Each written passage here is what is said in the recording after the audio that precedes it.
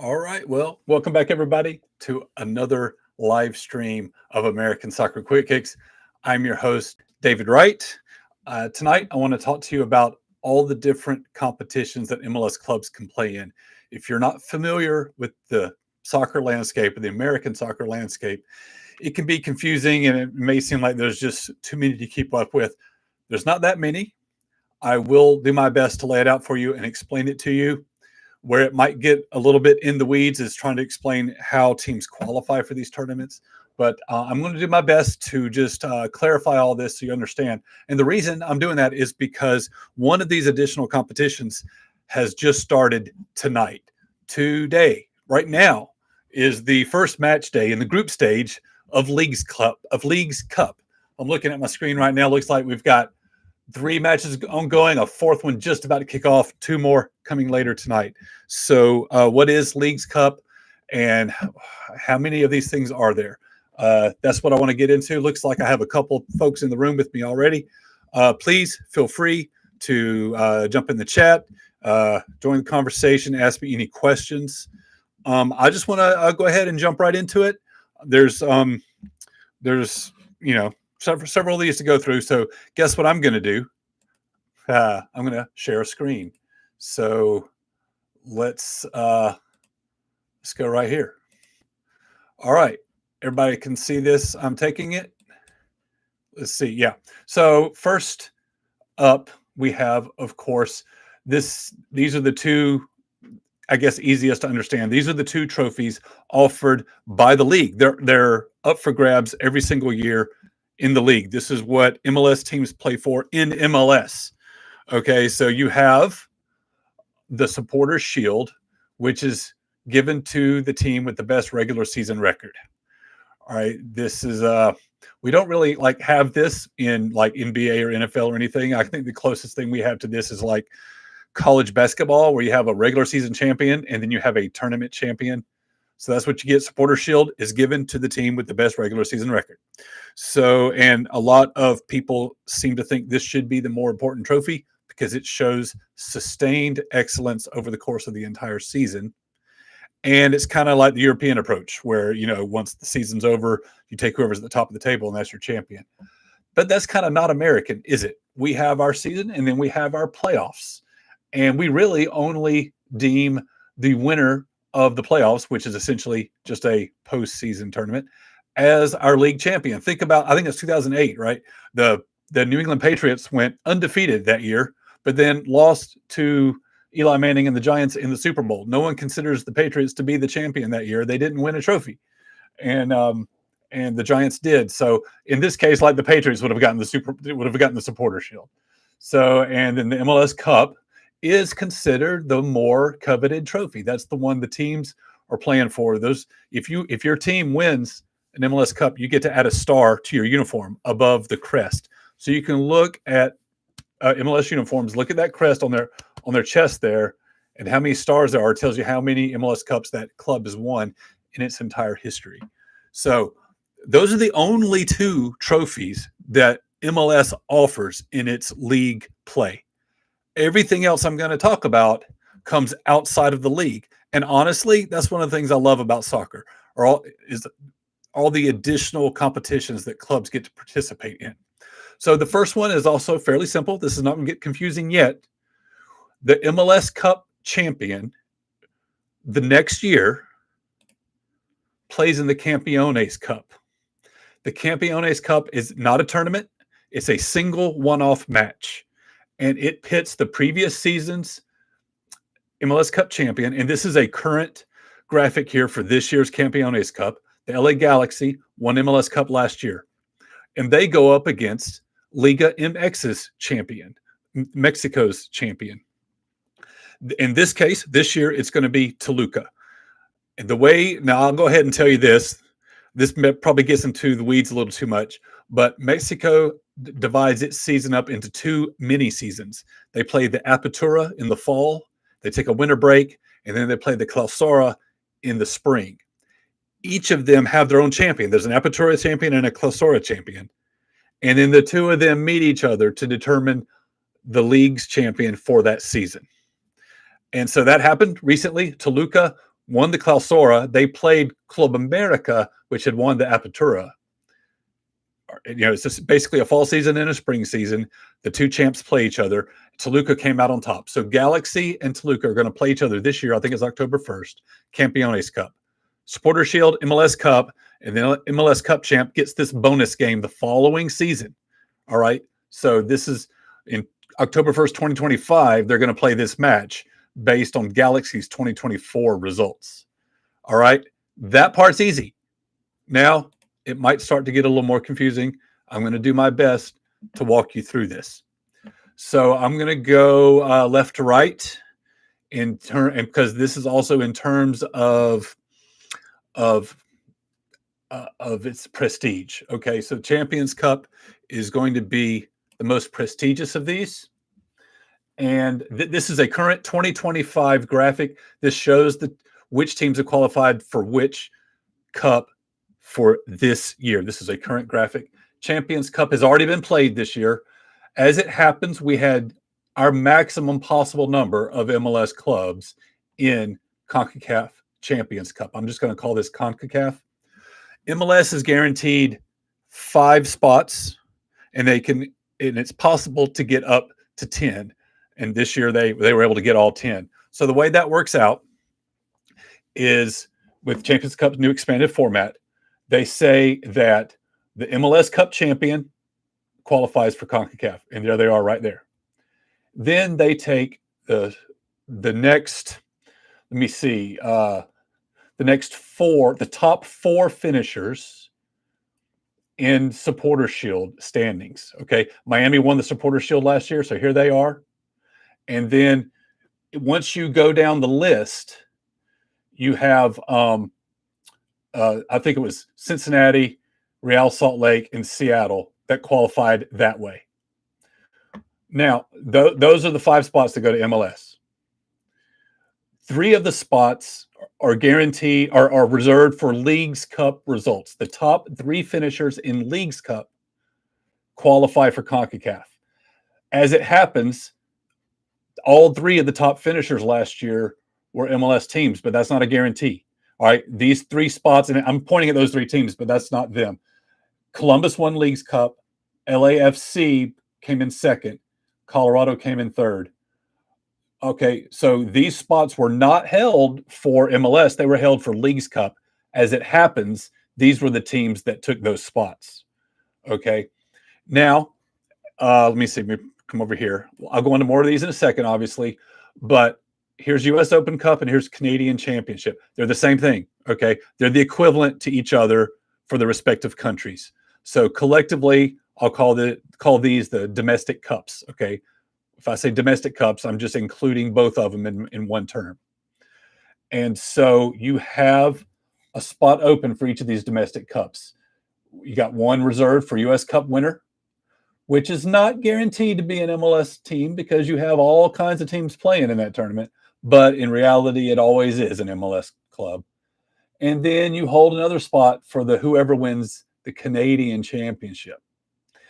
And again, that is basically always an MLS club, but it's not guaranteed to be. There are other teams competing in that. So like I said, you're only guaranteed 5 MLS berths in CONCACAF with up to 10 possible, because 3 are depending on Leagues Cup results and 2 are depending on domestic cup results. I hope that makes sense. This is the prize. CONCACAF is what every team is playing for every year. To get to CONCACAF, just to get to CONCACAF is a feather in the cap. It's a success. It's a reward for excellence. And so this is what everybody aims for. Okay. Take it down a step. We're going to now look at Leagues Cup. Leagues Cup is fairly young. We're only in the 3rd year of existence. It's kicking off tonight, but 2023 was the very first year of it. And what happened in 2023 is that every team in MLS participated in the tournament, and they went against every team in Liga MX, which is Mexico's. All right, this is MLS versus Liga MX. Both seasons are put on pause, and both leagues play each other for an entire month. This is a partnership with MLS and Liga MX. They're doing everything they can to form like connections and kind of share fan bases and kind of grow both leagues. I think also a big part of it is growing the transfer market value for players in both leagues. And I think we're seeing more transfers between the leagues because there's more awareness now of who the other side has and that kind of stuff. And so in 2023, every team played in Leagues Cup and every team played an Open Cup. And then you had some in CONCACAF. It was too much. And they were like, well, we can't do this. It's too much wear and tear on our players. And the roster restrictions are such that we can't be very deep. And so we can't play our best guys in these tournaments. And so it's a watered down product. Something's got to change. So they've changed it. And what you're looking at here, you see 18 teams. And that's basically last year's playoff teams. So that's how it is now, is if you make the playoffs, then you're in Leagues Cup the next year. Only if you make the playoffs. There are 9 playoff teams per conference. So you get a total of 18. And as it turns out, there are 18 Liga MX clubs. So now the field is more level. There's an equal number of clubs from each league playing in this tournament. Down here is San Diego. They're an expansion club. They didn't exist last year. But they are taking the place of Vancouver because Vancouver's here in CONCACAF and Vancouver is playing their domestic cup, and that was too much. They're like, once you're playing in 2 of those, you don't play in a third one. And so I guess they prioritized their domestic cup, and so it left a spot open. So San Diego, the expansion club, got that. But this is essentially how it works. If you are a playoff team, then you're making Leagues Cup the next year. Okay. Now, let's take it down to Open Cup. This used to be everybody was in. And then they started Leagues Cup and it became too much. And really, the league is doing a lot to prop up Leagues Cup as being a bigger deal. And it is the way it's set up. But a lot of people don't like that. It's kind of controversial because this is a new commercial endeavor. And Open Cup has over 100-year history. Okay. But what they needed for Open Cup to have their bracket set up for this new format is they needed 26 teams. So, but if you're playing in two, like again, just like Vancouver had 2 cups, so they don't get a third one. They don't need a third one. They're trying to give these teams relief. Well, if you're in CONCACAF and leagues, then your first team does not play in Open Cup. You will notice, let's take, for example, Cincinnati. Here's Cincinnati here. Here's Cincinnati here. Down in here, below this line, these are the developmental teams from MLS Next Pro. This is Tier 3. I talked about that last week. So teams that are in both of these have their second team, have their reserve team representing them in the Open Cup, okay?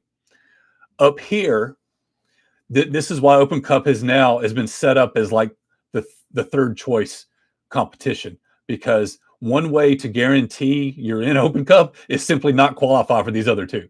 So if you miss the playoffs the year before, so if just other words, you're in the lower reaches of the league, and you didn't make it into CONCACAF through some other route, such as the Open Cup last year, then you're automatically in.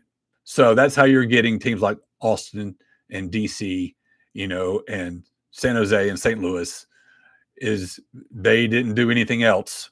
So here they get to play an Open Cup. But that only gives you 9. Now let me explain that. There's 18 teams here. These 3 don't qualify for the Open Cup. So that makes, what does that make? That makes 21. 9 of these are automatically in because that's the rest. That's the whole league. There's no other teams. So that gets you to 29. And San Diego, we're at 30 now, but that's because of San Diego, right? And San Diego is a new team this year. So after you get the 9 here that are in, then you start going down the supporter shield listings, and you take the next best team that's available, unless they're in CONCACAF, and that disqualifies them. So this is who we ended up with this year, but you still needed 10 spots to fill. So 8 of them go to these reserve teams. These 2 right here are from USL, or excuse me, are from MLS Next Pro. These are all from MLS Next Pro, but these are the two independent clubs that I talked about last week. This is Chattanooga FC. This is Carolina Core. And honestly, I'm not sure how they got here. I don't know if there's results of last year that guaranteed them a spot in the Open Cup this year, or if because they're independents and are not tied to the fate of a first tier team, if they just kind of automatically make it in to Open Cup. I'm really not sure, but it comes at the cost of two MLS teams. If you do all the math here and account for one's an expansion club and three are Canadian, if you do all the math, there are two MLS clubs that are just not represented at all at any level in the Open Cup. That's Atlanta and Colorado.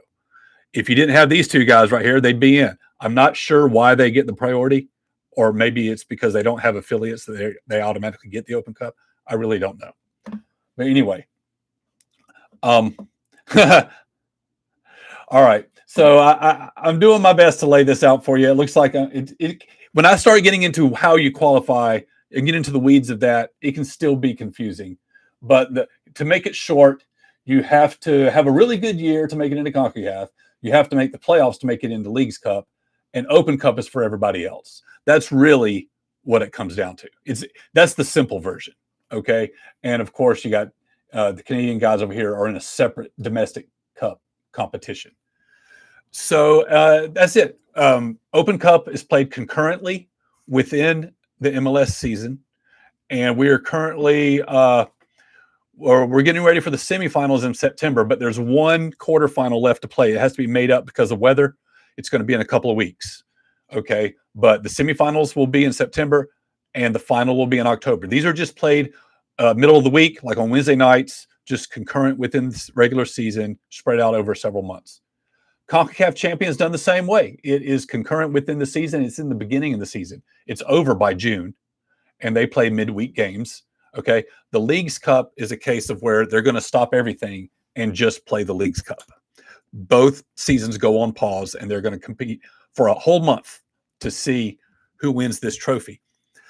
One reason they do that is to build it up. And because what you get is with these midweek cups, like over here, you're having to rotate your squad. So either you are not playing your best guys in the regular season so that they're ready for their cup game on Wednesday, okay, or you're prioritizing the regular season and you're playing your reserves in the cup game, which, in other words, you're not giving it your best representation. And they just didn't want that for Leagues Cup. So by stopping the seasons, you allow them to play their best players in every match. So John's saying, I thought this time the Leagues Cup, they're doing them during the season. Okay, if that's true, I haven't seen that yet. But I'll admit that I haven't looked to track that down. So maybe I'm wrong. Maybe you got that right. So I don't know. I'll have to look that up, or go ahead and throw me a link and show me where it says that. But so to recap, MLS Cup and the Supporter Shield from league play, with a dessert of Campeones Cup for the MLS Cup champion. Then you've got these additional competitions. CONCACAF being the most prestigious. Leagues Cup is for everybody going up against Mexico. And then Open Cup is like for everybody else, the teams that kind of went to the bottom. I've enjoyed Leagues Cup so far, and this year should be more competitive than ever because they're an equal number of entrants for both leagues. It's been heavily stacked for MLS just because they've had 2-to-1 number of teams playing. And as continues to be the case now, every game is played in the United States. And so the people that want to see more parity, more equality in this competition is I hope in the future that Mexican clubs will start being able to play home matches. And that we may grow into that, but the reason it's not that way is this whole thing started as a partnership between the two leagues to grow the fan base in America. Like MLS would love to capture some of the Liga MX fans and convert them into MLS fans. And at the same time, Liga MX would like to grow their American audience. And there is a significant television audience for that league. Can amateur clubs enter Open Cup? Yes. Yes. So all I'm showing you here are how MLS competes in Open Cup. Okay. Generally speaking, there's a total of close to 100 clubs all told that compete in Open Cup. I think this year the number was like 96. And so that's the appeal of Open Cup. It includes all tiers, not just at the major league level, but all the lower divisions that I went over last year and down into the amateur level.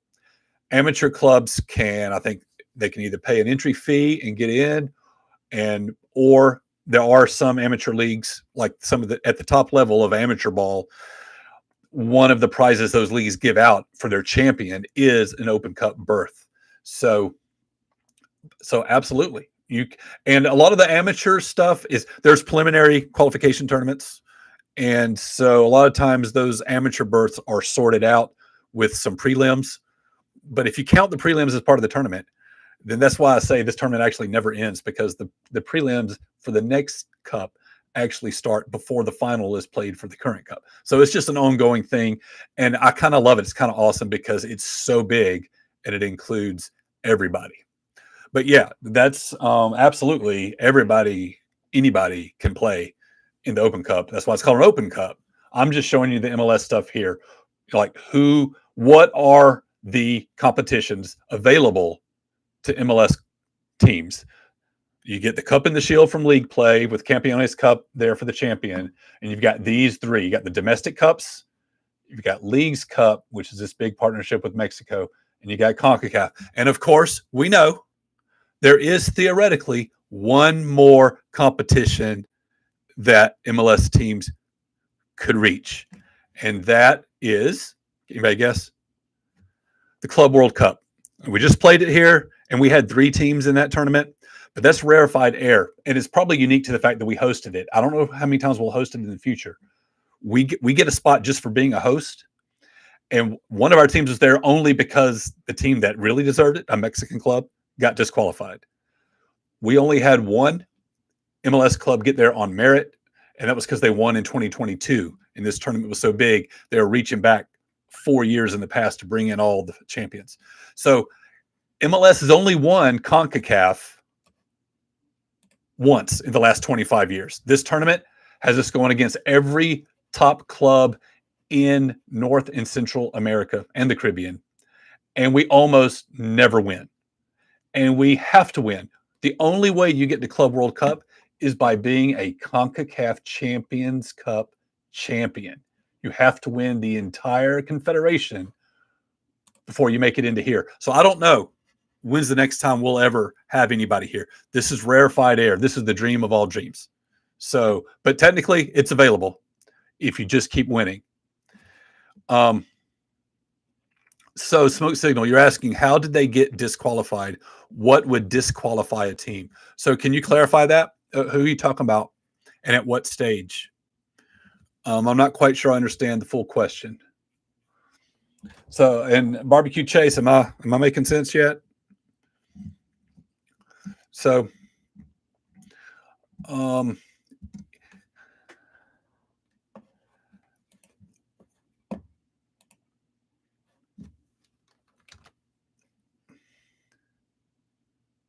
I said a Mexican team was disqualified. I don't know what. Oh, okay, I got you. Yeah, in Club World Cup in 2023, the CONCACAF Champions League, as it was called at the time, Leon, which is a club in Mexico, beat LAFC in the final.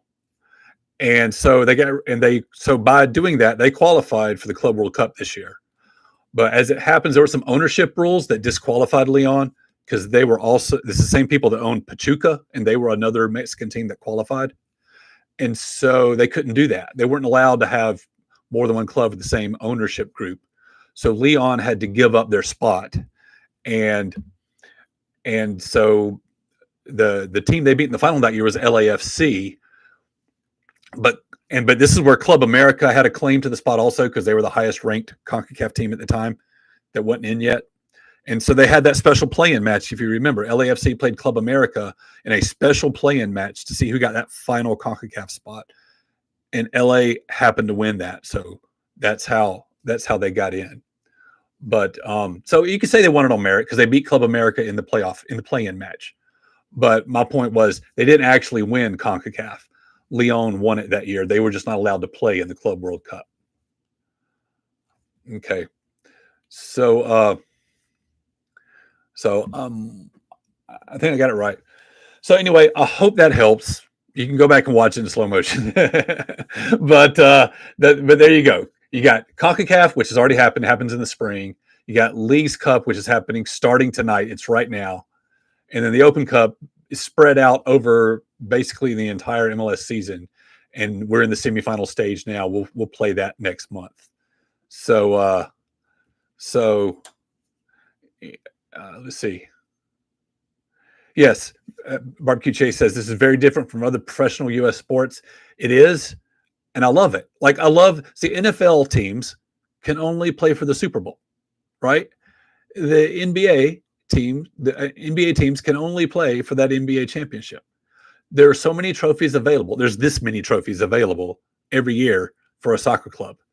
You've got, if you count Campeones Cup, there's 3 available every year just through league play. And then there's potentially 3 more here, with Club World Cup as the pipe dream above everything else. So that's how it plays out. It's really not a lot of different competitions. Outside of the league, there's these 3. Basically, think of it that way. Think of the Club World Cup as an impossible dream. Okay. And outside of league play, you've got these 3 additional competitions. This one happens early. This one happens all year long, but then everything stops here in the summer for this one. At least I think so. It stopped the last 2 seasons. John's in the chat telling me he thinks the season keeps going. I'll have to track that down. I'm sorry, I don't know that. All right. That's all I got. I hope that helps. Those are all the competitions that MLS clubs can play in. I hope that makes sense. I hope I clarified it for you and did not make it more confusing. So anyway, I'm going to sign off now, and I've got my TV here above the computer, and I've got some Leagues Cup action going on. There's 4 matches going on right now. The one I'm most interested in is Toluca versus Columbus. Toluca being the current league champion, we know, right? They're in Campeones Cup this year, and Columbus is one of the elite teams in MLS. So that should be a great matchup. I'm going to turn that on and watch it from the beginning. And then later tonight, we have 2 excellent teams playing each other in Pachuca and San Diego. So I'm going to be watching that. I hope you will too. Watch some soccer with me. I'll talk to you next time.